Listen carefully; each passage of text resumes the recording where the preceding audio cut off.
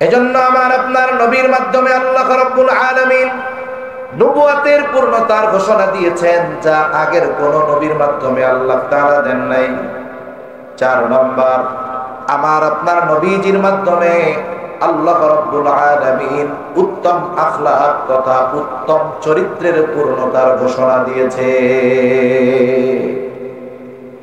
রাসূল আকরাম সাল্লাল্লাহু আলাইহি ওয়াসাল্লামের চারিত্রিক সৌন্দর্যের কথা এক মজলিসে বলা সম্ভব নয়। আমার আপনার নবীর আগে যত নবী আসছে সব নবী উত্তম চরিত্রওয়ালা নবী, কোনো সন্দেহ নাই।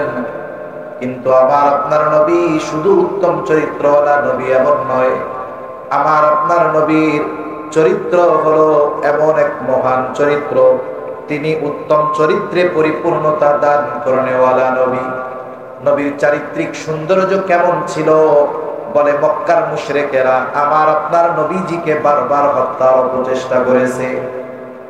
নবীজি সাল্লাল্লাহু আলাইহি ওয়াসাল্লাম নামাজে গিয়েছে, সেজদায় উটের নাড়ি বুড়ি এনে নবীজির উপরে চাপায় দিয়েছে, যাতে করে আমার আপনার নবী মারা যায়।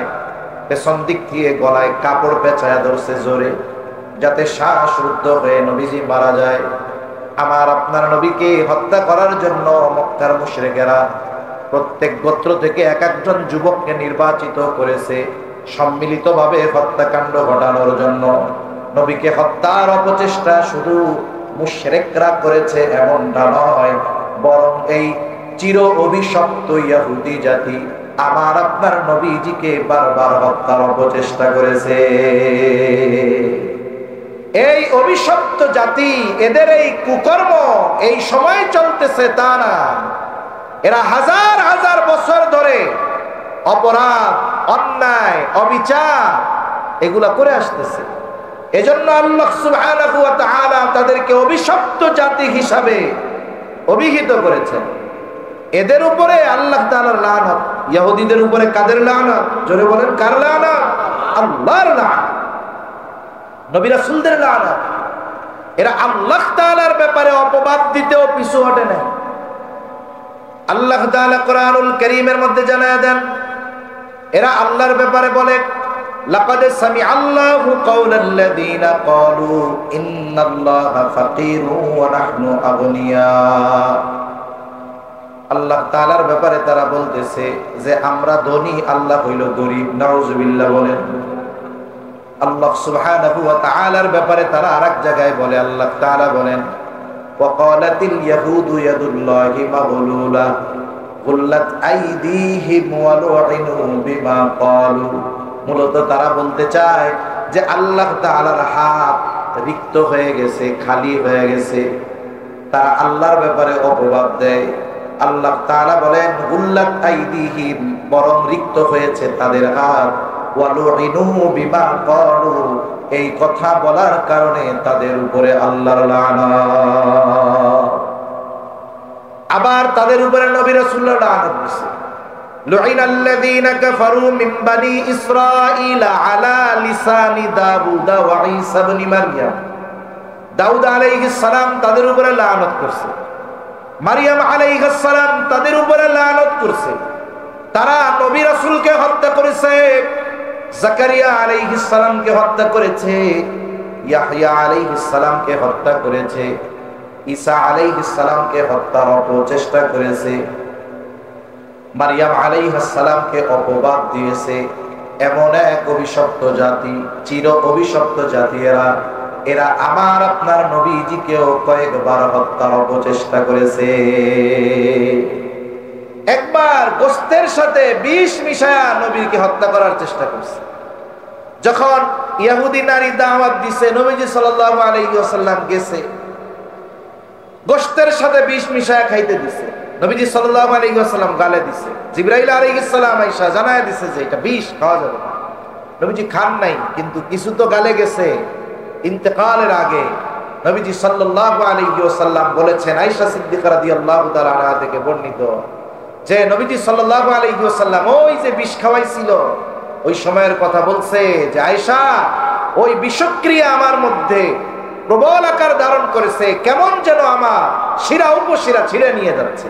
ওরা চেষ্টা করছে। আরেক জায়গায় এক ফয়সালা দেওয়ার জন্য নবীজি গেছেন, তাদের মধ্যে একটা ফয়সালা হবে মুসলমানদের মধ্যে। বানি কাইনুকা গোত্রের একটা সমস্যা নিয়ে নবীজির দেয়ালের পাশে বসাইছে। উদ্দেশ্য কি? উপর থেকে বড় এক পাথর মাথার উপরে ফেলায় নবীজিকে হত্যা করে ফেলবে। ইহুদিদেরকে বিতাড়িত করা হয়েছে জাজিরাতুল আরব থেকে, শুধু নয়, এদের এই অপকর্মের কারণে আবার ওরা পুনরায় দ্বিতীয় বিশ্বযুদ্ধের পরে আবার এইখানে আইসা বসছে গোটা পৃথিবীর শান্তি বিনষ্ট করার জন্য। কিন্তু আফসোস, এদের ইতিহাসের কথা যদি বলতে হয়, আজকে এই চির অভিশপ্ত জাতি ইহুদিরা আমাদের উপরে চেপে বসার কারণে, চেপে বসা আমাদেরও দায়বদ্ধতা কম নাই।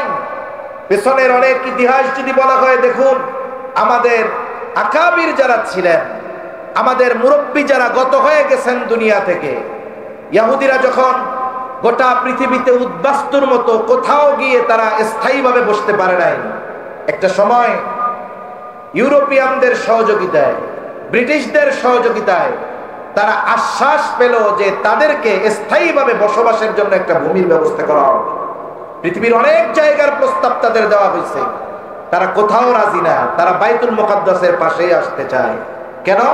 কারণ তারাও তো জানে হাজার হাজার বছর আগে তাদের আদি নিবাস ছিল এই ফিলিস্তিন, এই আদি নিবাস ছিল তাদের জেরুজালেম। ইব্রাহিম আলাইহিস সালামের ছেলে ইসহাক আলাইহিস সালাম, ওনার ছেলে ইয়াকুব আলাইহিস সালাম, ওনার 12 সন্তান, ওনার এক নাম বানি ইসরাইল, ওনার 12 সন্তান, এখান থেকেই বানি ইসরাইল, ওদের আদি নিবাস তো ছিল এই ফিলিস্তিনে। ওরা চেয়েছে ওই জায়গায় এসে সেই আদি নিবাসে তারা বসবাস করার জন্য। একটা সময়, লম্বা ইতিহাস, সংক্ষিপ্ত কথা, হঠাৎ করে চলে আসছে তা না, আসার আগে তারা প্রেক্ষাপট তৈরি করেছে। আসছে তো 47-এ, এর আগে 50 বছর ধরে ওই জায়গায় আসার মতো পরিবেশ তারা তৈরি করছে। একটা সময় তারা কৃষি কাজ করার জন্য আসতো, ফিলিস্তিনে কাজ করতো, আর পৃথিবীর বিভিন্ন জায়গা থেকে ধনী ধনী ইহুদিরা ওদেরকে টাকা দিয়া বলতো যে তোরা ওই জায়গায় গিয়া জমি কিনবি। ফিলিস্তিনের মানুষও বুঝে নাই, তারা ইহুদিদের কাছে বেশ কয়েক গুণ দামে জমি বিক্রয় শুরু করছে। 1 টাকার মাল যদি কেউ 10 টাকা পায়, এটা বেচতে তো আর চুপ করে বসে থাকবে না। ওই সময় আরবের কিছু আলেম তাদেরকে মানা করছে, যেটা বিক্রয় করো না, এটা ঠিক হবে না। সাথে সাথে আশরাফ আলী থানভী রাহমাতুল্লাহি আলাইহি সহ আমাদের আকাবিরে দেওবন্দের উলামায়ে কেরাম বলেছে যে মুসলিম ভূখণ্ডের এই জমিগুলা ইহুদিদের কাছে বিক্রয় করা জায়েজ হবে না। কিন্তু কিছু মানুষ উলামায়ে কেরামের ফতোয়া তো শুনে না, উলামায়ে কেরামের কথা তাদের গায়ে বিষের মতো লাগে। স্বাধীনতা পরবর্তীকালীন সময় 71-এর পরে যখন এই দেশে ঝাঁকে ঝাঁকে এনজিওরা ঢুকতেছিল, আমাদের আকাবিররা মানা করেছে যে এই দেশ 9 মাস রক্তক্ষয়ী যুদ্ধের পরে আমরা স্বাধীন করতে পেরেছি, এই দেশ আমরা আবার গড়তে পারবো। এনজিওরা ঢুকছে কিসের নামে? মানুষকে দরিদ্র বিমোচনের নামে, মানুষকে স্বাবলম্বী করার নামে। ঢুইকা এক সময় এদেশে এমন ভাবে তারা পেতে বসছে যে তারা এদেশ থেকে গরিবের রক্ত চুষে টাকা নেওয়ার সাথে সাথে গরিবদেরকে, সরল মানা মুসলমানদেরকে বেঈমান বানানোর মিশন তারা চালিয়ে যাচ্ছে। ঠিক কিনা বলেন? একটা জিনিস উলামায়ে কেরামের দূরদর্শী নজর, তারা যেটা অনুধাবন করতে পারেন আমরা সাধারণ মানুষ পারি না। এজন্য বিজ্ঞ উলামায়ে কেরামের কথা ওই সময় আমাদের দেশের মানুষ শুনে নাই। কি বলছে? যে হুজুরা উন্নতি চায় না, চায় না কেউ আমাদের একটু সহযোগিতা করুক, আমাদের দেশটা গড়ে দিক। কিন্তু কি হলো? আজকে এমনও ঘটনা অনেক জায়গায় শোনা যায়, সুদের উপরে টাকা নিছে এনজিওর কাছ থেকে, সেই টাকা দিতে না পারার কারণে পরনের শাড়ি পর্যন্ত খুলে নিয়ে যায়। ওই সময় মানা করছিল। আরব বিশ্বের উলামায়ে কেরাম, উল্লেখযোগ্য উলামায়ে কেরাম, দেওবন্দের উলামায়ে কেরাম ফতোয়া পর্যন্ত দিয়েছে বিক্রয় করা বৈধ হবে না। কিন্তু তারা বলছে যে আমরা 1 টাকার মাল 10 টাকা বিক্রয় করতে পারতেছি, এতে অসুবিধা কোথায়? এক সময় বিপুল এরিয়া তারা কিনে নিয়েছে মুসলমানদের কাছ থেকে। আচ্ছা, এই দেশে ইংরেজরা যখন আসলো, দেশ দখলের নামে তো আসে নাই, ইংরেজরা এই দেশে আসছে ব্যবসা করার নাম দিয়ে, তাই না? ব্যবসা করার জন্য তারা আসছে। ব্যবসা করার জন্য আসছে, তাদের দেশের পণ্য এই দেশে আনবে, তারা এই দেশ থেকে নিবেই পাবে। একটা সময় এই দেশের ওই সময়ের শাসকদের সাথে তাদের সখ্যতা হয়েছে, শাসকদের কাছ থেকে বিশাল এরিয়া তারা তাদের ব্যবসায়িক জোন হিসাবে বানাইছে, এক সময় ঘিরে দিয়েছে। সময়ের সাথে সাথে ব্যবসার পরিধি বাড়ছে, জমি বেশি দরকার হয়েছে। একটা সময় তারা শাসকের কাছ থেকে আদেশ নিয়েছে, অর্ডার নিয়ে নিছে যে আমাদের এগুলো রক্ষণাবেক্ষণ করার জন্য পার্সোনাল সিকিউরিটি দরকার। এই পার্সোনাল নিরাপত্তার নাম দিয়ে সৈন্যদেরকে এই দেশে আস্তে আস্তে তারা আনছে। আনতে আনতে এক সময় এই ব্যবসার নামে আসা ইংরেজ বেনিয়ারা একটা সময় এই দেশ দখল দিয়া 200 বছর শাসন করেছে। কয়শো বছর? আইসা বসছিল কিসের নামে? ব্যবসার নামে। আইসা কি করছে? রাষ্ট্র দখল দিয়েছে। এর পেছনে অনেক কথা, কথাগুলোর সাথে আরেকটা কথা বলা দরকার। এখনো আমাদের আকাবিরে দেওবন্দকে আমাদের বাংলাদেশ সহ অনেক দেশের মানুষেরা টিটকারি করে, আপনারা তো সেই মোল্লা যেই মোল্লারা আপনারা ইংরেজি শিক্ষা হারাম কইছিলেন। কি বলছিলেন? ইংরেজি শেখা হারাম। একটা জিনিস বুঝতে হবে, ফতোয়া এটা বিজ্ঞ মুফতিয়ানে কেরাম দিবেন। দেওয়ার সময় স্থান, কাল, পাত্র, অবস্থা বহুত কিছু অবলোকন করে একটা ফতোয়া দিতে হয়। ওই সময় ওনারা কেন ফতোয়া দিয়েছিলেন? ইংরেজরা তো এই দেশ থেকে লক্ষ লক্ষ সৈন্য এই দেশে আনে নাই। তারাও জানতো এই দেশে যদি আমাদের ক্ষমতা ধরতে হয় তাহলে এদের সাথে আমাদের লড়াই করে জিততে হবে। এখন তাদের একটা সময় যুদ্ধ করার জন্য সৈনিক দরকার। তারা তাদের সেনাবাহিনীতে নিয়োগ দিল। কোন নামে নিয়োগ দিছে? বলে সবাই ঢুকতে পারবা শুধুমাত্র যদি ইংরেজি ভাষা শিখতে পারো। ইংরেজ সৈনিকরা ইংরেজিতে কথা বলে, অফিসাররা ইংরেজিতে কমান্ড দিবে। এখন সৈনিক যদি ইংরেজি না জানে, এ কি বলে ও কি বলে বুঝবে না তো? বুঝবে? বলেন বুঝবে না। এখন দলে দলে মুসলমানের সন্তানেরা ইংরেজি শেখা শুরু করছে। কেন? ইংরেজি সেনাবাহিনীতে ঢোকার জন্য, চাকরি পাওয়ার জন্য, মোটা অঙ্কের মাইনে পাওয়ার জন্য, বেতন পাওয়ার জন্য। এখন বলেন বালাকোটের ময়দানে যুদ্ধ হয়েছে, ওইখানে ইংরেজরা যুদ্ধ করছে। শামেলির ময়দানে ইংরেজদের সাথে উলামায়ে কেরামের যুদ্ধ হয়েছে। ইংরেজদের সাথে মুসলমানদের যেই যুদ্ধ, এটা রাষ্ট্রীয় যুদ্ধের সাথে শুধু সম্পৃক্ত তা নয়, প্রত্যেকটা যুদ্ধ ছিল ঈমান আর কুফরের লড়াই। ঠিক কিনা বলে? এই যে যুদ্ধ হয়েছে, ইংরেজ সেনাবাহিনীতে হাজার হাজার মুসলমানের সন্তানেরা ইংরেজ সেনাবাহিনীর পক্ষে যুদ্ধ করেছে। যুদ্ধ কাদের বিপক্ষে করেছে? বলে যুদ্ধ করেছে শাইখুল হিন্দ মাহমুদুল হাসান দেওবন্দি রহমাতুল্লাহি আলাইহির বিরুদ্ধে, হুসাইন আহমদ মাদানী রহমাতুল্লাহি আলাইহির বিরুদ্ধে, কাসেম নানুতুবির বিরুদ্ধে মুসলমানের সন্তানেরা ইংরেজ সেনাবাহিনীর পক্ষে যুদ্ধ করেছে। ইংরেজি শিখে তাদের সেনাবাহিনীতে ঢুকে মুসলমানদের বিরুদ্ধে অস্ত্র পরিচালনা করেছে। এখন বলেন তো, একজন মুসলমান যদি অপর আরেক মুসলমানের বিপক্ষে গুলি চালায়, যেই মুসলমানেরা ইসলামের পক্ষে বলতেছে, দ্বীনের পক্ষে বলতেছে, ইমানের পক্ষে বলতেছে, তাদের বিরুদ্ধে যদি কোনো তাহাজ্জুদ গুজারিও গুলি চালায়, নিঃসন্দেহে ও বেঈমান, কোনো সন্দেহ নাই। এই ইংরেজ সেনাবাহিনীতে হাজার হাজার মুসলমানের সন্তানেরা ঢুকছিল ইংরেজি শিখে। ওরা যুদ্ধ করছে কাদের বিরুদ্ধে? ওই সমস্ত মুসলমানদের বিরুদ্ধে যারা ইংরেজদের বিরুদ্ধে লড়াই করেছে, তাদের বিরুদ্ধে। এই ইসরায়েলি সেনাবাহিনীর মধ্যে তাহাজ্জুদ গুজারি আছে, রোজাদার আছে, মুসলমান আছে। এরা 5 ওয়াক্ত নামাজ পড়ে। রোজার মাসে তাদেরকে ইবাদতের জন্য ইসরায়েলি সেনাবাহিনীতে আলাদা ফ্যাসিলিটি দেওয়া হয়। কিন্তু তারা যুদ্ধ করতেছে কার বিরুদ্ধে? গাজার বিরুদ্ধে। মনে রাখবেন, এই যুদ্ধ যদিও দেখতেছেন গাজা উপত্যকার মুসলমানের বিরুদ্ধে চলতেছে, আর আমাদের দেশের কয়েকটা দালাল ওই ইসরায়েলি ভিসা নিয়ে মসজিদুল আকসার মধ্যে প্রবেশ করে লাইভ দিচ্ছে যে দেখো কোথায় মসজিদুল আকসার কিছুই হয় নাই। দিচ্ছে কি দেয় নাই? বলেন। ওরা তো দূরদর্শী জ্ঞান ওদের নাই, অথচ আপনারা হয়তো গতকাল বা তার আগামী দিনের বিষয়টা জেনে থাকবেন। বাইতুল মুকাদ্দাস এরিয়ার ভিতরে মসজিদ শুধু একটা না, অনেকগুলো আছে। এক মসজিদের খতিব ইসরায়েলের বিরুদ্ধে বলার কারণে, গাজার মুসলিমদের পক্ষে বলার কারণে তারা গ্রেফতার করা হয়েছে। কেন? এই যে গাজ্জার মুসলমানদেরকে নিশ্চিহ্ন করার মাধ্যমে ধীরে ধীরে পরিপূর্ণভাবে তারা মসজিদুল আকসাকে পরিপূর্ণ গ্রাস করার অপচেষ্টা চালাচ্ছে। মনে রাখতে হবে, বাইতুল মুকাদ্দাস পরিপূর্ণভাবে দখল দেওয়ার যেই মিশন তাদের, এই মিশন বাস্তবায়নের অন্যতম কর্মসূচি হলো গাজ্জাকে পরিপূর্ণ নিশ্চিহ্ন করে ওটাকেও তাদের আয়ত্তে নিয়ে আসা। সেজন্য এগুলো বুঝে না, বুঝবে কেমনে? আল্লাহ এদের সহি বুঝদান করেন। এখন বলতেছিলাম, এক কথা থেকে অনেক দূর চলে গেলাম। এই ইহুদি জাতি, এরা চির অভিশপ্ত জাতি, এরা চির অভিশপ্ত জাতি। এদের উপরে আল্লাহর লানত। এরা নবী রাসূলদের হত্যাকারী। এরা আমার আপনার নবীজিকে বারবার হত্যার অপচেষ্টা চালিয়েছে। শুধু তাই না, একটা সময় নবীজির রওজা মোবারক থেকে লাশ চুরি করার, নবীজির দেহ মোবারক চুরি করার অপচেষ্টাও এরা চালিয়েছে। এরা এমন এক জাতি, এরা 2000 বছরের উপরে উদ্বাস্তুর মতো ঘুরে বেড়িয়েছে ঠিক, কিন্তু এরা ওদের ষড়যন্ত্র চক্রান্ত এগুলো কখনোই বাদ দেয় নাই। পৃথিবীর যেখানেই তারা গেছে সেখানেই তারা শান্তি বিনষ্ট করেছে।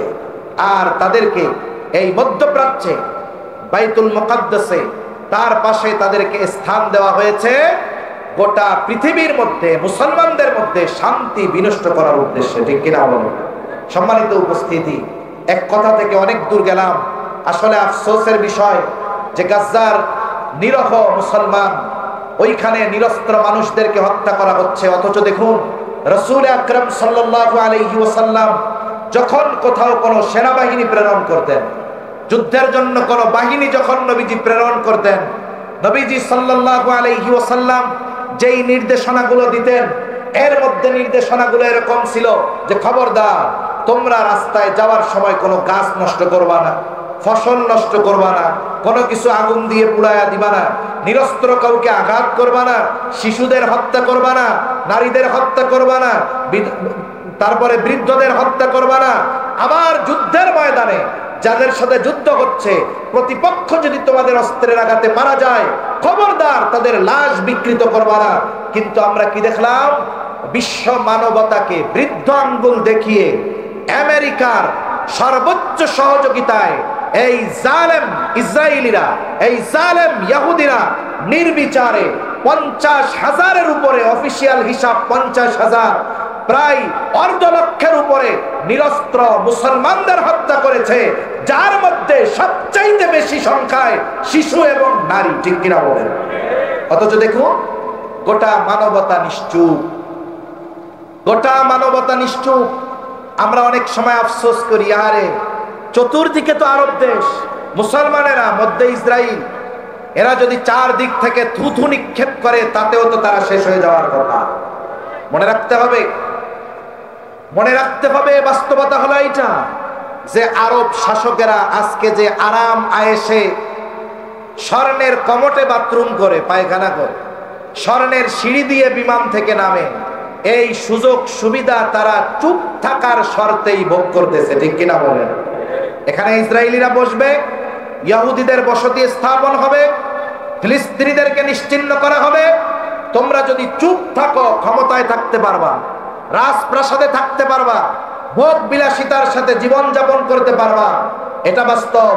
যদি আরব বিশ্বের শাসকেরা জবান দিয়ে এই জালেমদের বিরুদ্ধে আওয়াজ তুলে, ওরা জানে আমাদের সিংহাসন আর টিকবে না, এজন্য তারা কোনো কথা বলবে না। কিন্তু আমরা তো মুসলমান এক দেহের ন্যায়, মুসলমান এক দেহের ন্যায়। তার চোখে যদি আঘাত পায়, গোটা দেহ এই আঘাত অনুভব করে, পায়ে যদি আঘাত পায়, গোটা দেহ এই আঘাত অনুভব করে। এজন্য সীমান্তের বেড়া জালে আমরা পড়ে গিয়েছি। আমরা ছিলাম এক উম্মাহ, আমাদের মধ্যে কোনো সীমানার বেড়া ছিল না। 100 বছর আগেও গোটা হেজাজ আরব এক ছিল। আজকে দেখুন কি হচ্ছে, সীমান্তের দেয়াল, এক পাশে মিশর, আর এক পাশে ফিলিস্তিনের গাজ্জা অঞ্চল, এক পাশে ধ্বংসস্তূপে পরিণত হয়েছে, না খেয়ে মানুষ মরতেছে, নির্বিচারে গুলি চলতেছে, দেয়ালের অপর পাশে মানুষ আনন্দ উল্লাস করতেছে। অথচ সীমান্ত নামক এই দেয়াল আমার অপর আর এক মুসলমান ভাইয়ের কষ্টে তার পাশে গিয়ে দাঁড়ানোর মতো সুযোগও আমাদেরকে শেষ করে দিয়েছে। ঠিক কিনা বলেন? সেই সুযোগটা আমাদের থেকে কেড়ে নিয়েছে। আমরা ছিলাম এক উম্মাহ, আমাদের গোটা উম্মাহ ছিলাম আমরা একটা দেহের ন্যায়। কিন্তু আফসোস, আজকে আমার দেহে কষ্ট কাটা লাগলে আমি গোটা দেহ কষ্ট অনুভব করি, কিন্তু লক্ষ লক্ষ মুসলমানদের উপরে নির্যাতন, জুলুম, নিষ্পেষণ, অথচ অনেকে আমরা তাদের জন্য একটু দোয়াও করতে পারি না। আমরা তাদের জন্য আল্লাহর কাছে দোয়া করব, বলেন ইনশাআল্লাহ। দোয়ার সাথে সাথে এই কামনা অন্তরের মধ্যে রাখবো, যদি সশরীরে ওই মাজলুমদের পাশে যদি দাঁড়ানোর সুযোগ হয়, ইনশাআল্লাহ আমরা তাদের পাশে দাঁড়াবো, বলেন ইনশাআল্লাহ। সাথে সাথে আগামীর জন্য প্রস্তুতি নিয়ে রাখতে হবে। আগামীর প্রস্তুতি কি? ইতিমধ্যে আপনারা জেনেছেন, প্রায় আমাদের পার্শ্ববর্তী দেশে মুসলমানদের প্রায় 9 লক্ষ একরের বেশি ওয়াকফ জমি, এটার নিয়ন্ত্রণ জালেম হিন্দুত্ববাদী সরকার নিজেদের নিয়ন্ত্রণে নিয়ে মুসলমানদেরকে ভূমিহীন করা সর্বোচ্চ অপচেষ্টা তারা চালিয়ে যাচ্ছে। মনে রাখতে হবে যে একটা সময় মুসলমানদের উপরে জুলুম চলবে। আমরা যদি আমাদের মুসলমান ভাইদের সহযোগিতায় না দাঁড়াই, তাদের জন্য ব্যথিত না হই, আল্লাহ না করুক ওই জালেম আরাক ইসরাইল আমাদের পাশে অচিরেই তৈরি হয়ে যাবে, ঠিক কিনা বলেন? এজন্য আমাদেরকে সকল সময় সব ধরনের প্রস্তুতি নিয়ে থাকতে হবে, যেন জালেম যদি আমাদের উপরে আঘাত করে আমরা যেন প্রতিহত করতে পারি। এজন্য মানসিকভাবেও সর্বোচ্চ প্রস্তুত থাকার দরকার আছে না নাই? সম্মানিত উপস্থিতি, কথা থেকে অনেক দূরে চলে গেছি যে রাসূল আকরাম সাল্লাল্লাহু আলাইহি ওয়াসাল্লামের আখলাক এমন আখলাক ছিল যে কাফেররা বারবার হত্যার অপচেষ্টা করেছে, কিন্তু আমার আপনার নবীর চারিত্রিক ব্যাপারে অপবাদ দেওয়ার দুঃসাহস মক্কার আবু জেহেল, উতবা, সাইবা কখনো করতে পারে নাই। রাসূল সাল্লাল্লাহু আলাইহি ওয়াসাল্লামের চারিত্রিক সৌন্দর্যের সনদ দুনিয়ার কোন মানুষ দেয় নাই, বরং স্বয়ং আল্লাহ তাআলা আমার আপনার নবীজির চারিত্রিক সনদ দিয়ে দিয়েছেন। আল্লাহ তাআলা বলেন, ওয়া ইন্নাকা লাআলা খুলুকিন আযীম। আপনি মহান চরিত্রে অধিষ্ঠিত। আমার আপনার নবীজির চরিত্র মহান, পূর্ণাঙ্গ এক চরিত্র। নবীজি সাল্লাল্লাহু আলাইহি ওয়াসাল্লাম বলেন, ইন্নামা বুইসতু লিউতাম্মিমা মাকারিমাল আখলাক। নবীজি সাল্লাল্লাহু আলাইহি ওয়াসাল্লাম বলেন, আমাকে উত্তম চরিত্রে পরিপূর্ণতা প্রদানার্থে প্রেরণ করা হয়েছে। তাহলে আমার আপনার নবীর আগে যত নবী আসছে সব নবী উত্তম চরিত্রওয়ালা নবী। আমার আপনার নবী শুধু উত্তম চরিত্রওয়ালা নবী নয়, বরং আমার আপনার নবী হলেন উত্তম চরিত্রে পরিপূর্ণতা দান করনেওয়ালা নবী। এজন্য নবীজির চরিত্রের আলোকে আমাদেরকে আলোকিত হতে হবে। এই বিষয়গুলো যদি ঠিক থাকে, নবীজির আদর্শে যদি আদর্শিত হই, সুন্নাতের আলোয় আলোকিত যদি আমরা হতে পারি, যত ধরনের বেদআত আছে এগুলো ইনশাআল্লাহ আলো আগমনের কারণে সমস্ত বেদআত নামক অন্ধকার দূর হয়ে যাবে ইনশাআল্লাহ। তাহলে আমরা আলোচনা করতেছিলাম যে আল্লাহ তাআলা আমার আপনার নবীর মাধ্যমে শরীয়তের পূর্ণতা দিয়েছেন, নেয়ামতের পূর্ণতা দিয়েছেন। আমরা যদি শরীয়ত পরিপূর্ণ মানতে পারি, তাহলে পরিপূর্ণ নেয়ামত আল্লাহ তাআলার পক্ষ থেকে পাবো। সাথে সাথে নবুয়তের পূর্ণতা আল্লাহ তাআলা আমার আপনার নবীর মাধ্যমে দিয়েছেন, এবং উত্তম আখলাকের পরিপূর্ণতা আমার আপনার নবীর মাধ্যমেই পূর্ণতা লাভ করেছে। তা আল্লাহ সুবহানাহু ওয়া তাআলা আমাদের সবাইকে কথাগুলো বুঝবার তৌফিক দান করেন, আমলের কথাগুলো আমল করবার তৌফিক দান করেন। সাথে সাথে আমাদেরকেও, আমাদের আগামী প্রজন্মকেও পরিপূর্ণ দ্বীনের উপরে পরিচালিত করার তৌফিক আল্লাহ তাআলা দান করেন। আমিন। ওয়া আখিরু দাওয়ানা আনিল হামদুলিল্লাহি রাব্বিল আলামিন। আসসালামু আলাইকুম ওয়া রাহমাতুল্লাহি